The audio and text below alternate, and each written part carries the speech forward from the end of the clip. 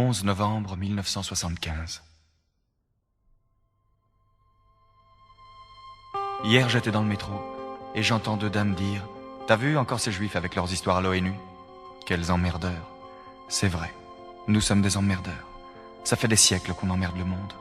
C'est dans notre nature, que voulez-vous. Abraham avec son Dieu unique, Moïse avec ses tables de la loi, Jésus avec son autre joue toujours prête à la deuxième baffe, puis Freud, Marx, Einstein, tous ont été des gêneurs, des révolutionnaires, des ennemis de l'ordre. Pourquoi ? Parce qu'aucun ordre, quel que fût le siècle, ne pouvait les satisfaire, puisqu'ils en étaient toujours exclus. Remettre en question, voir plus loin, changer le monde pour changer de destin, tel fut le destin de mes ancêtres. C'est pourquoi ils sont haïs par les défenseurs de tous les ordres établis. L'antisémite de droite reproche aux Juifs d'avoir fait la révolution bolchevique. C'est vrai, il y en avait beaucoup, en 1917. L'antisémite de gauche reproche aux Juifs d'être les propriétaires de Manhattan. C'est vrai, il y a beaucoup de capitalistes juifs. La raison est simple. La religion, la culture, l'idéal révolutionnaire d'un côté, les portefeuilles et les banques de l'autre sont les seules valeurs transportables, les seules patries possibles pour ceux qui n'ont pas de patrie. Et maintenant qu'il en existe une, l'antisémitisme renaît de ses cendres, pardon, de nos cendres, et s'appelle antisionisme. Il s'appliquait aux individus, il s'applique à une nation. Israël est un ghetto, Jérusalem c'est Varsovie. Les nazis qui nous assiègent parlent arabe, et si leur croissant se déguise parfois en faucille, c'est pour mieux piéger les gauches du monde entier. Moi qui suis un juif de gauche, je n'en ai rien à faire d'une certaine gauche qui veut libérer tous les hommes du monde aux dépens de certains d'entre eux, car je suis précisément de ceux-là. D'accord pour la lutte des classes, mais aussi pour le droit à la différence. Si la gauche veut me compter parmi les siens, elle ne peut pas faire l'économie de mon problème. Et mon problème est que depuis les déportations romaines du 1er siècle après Jésus-Christ, nous avons été partout honnis, bannis, traqués, dénoncés, écrasés, spoliés, brûlés et convertis de force. Pourquoi ? Parce que notre religion, c'est-à-dire notre culture, était dangereuse. Eh oui. Quelques exemples ? Le judaïsme a été le premier à créer le Shabbat, jour du Seigneur, c'est-à-dire le jour de repos hebdomadaire obligatoire. Vous imaginez la joie des pharaons, toujours en retard d'une pyramide.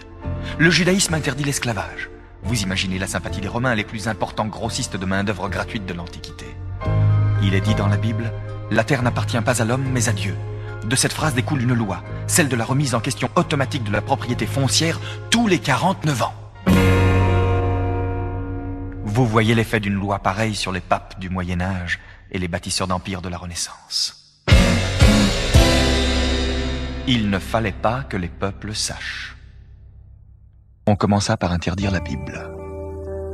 Puis ce furent les médisances. Des murs de calomnie qui devinrent murs de pierre et qu'on appela ghettos. Ensuite ce fut l'Inquisition, les bûchers et plus tard les étoiles jaunes. Auschwitz n'est qu'un exemple industriel de génocide, mais il y a eu des génocides artisanaux par milliers. J'en aurais pour 3 jours, rien qu'à nommer tous les pogroms d'Espagne, de Russie, de Pologne et d'Afrique du Nord. À force de fuir, de bouger, le juif est allé partout. On extrapole et voilà. Il n'est de nulle part. Nous sommes parmi les peuples comme l'enfant à l'assistance publique. Je ne veux plus être adopté. Je ne veux plus que ma vie dépende de l'humeur de mes propriétaires.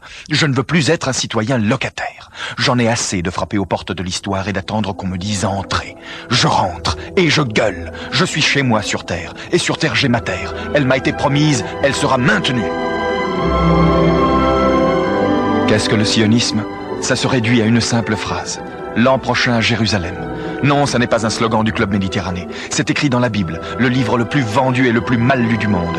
Et cette prière est devenue un cri qui a plus de 2000 ans. Et le père de Christophe Colomb, de Kafka, de Proust, de Chagall, de Marx, d'Einstein et même de Monsieur Kissinger l'ont répété, cette phrase, ce cri, au moins une fois par an, le jour de Pâques.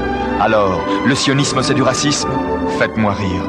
Est-ce que Douce France, cher pays de mon enfance, est un hymne raciste ? Le sionisme, c'est le nom d'un combat de libération. Dans le monde, chacun a ses juifs. Les Français ont les leurs. Ce sont les Bretons, les Occitans, les Corses, les travailleurs immigrés. Les Italiens ont les Siciliens. Les Yankees ont leurs Noirs. Les Espagnols leurs Basques. Nous sommes les Juifs de tous. À ceux qui me disent « Et les Palestiniens ?» Je réponds « Je suis un Palestinien d'il y a 2000 ans. Je suis l'opprimé le plus vieux du monde. Je discuterai avec eux, mais je ne leur céderai pas ma place. Il y a là-bas de la place pour 2 peuples et 2 nations. Les frontières sont à déterminer ensemble.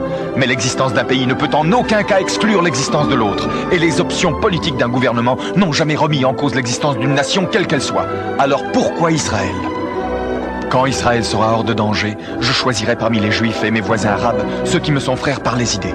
Aujourd'hui, je me dois d'être solidaire avec tous les miens, même ceux que je déteste, au nom de cet ennemi insurmontable, le racisme.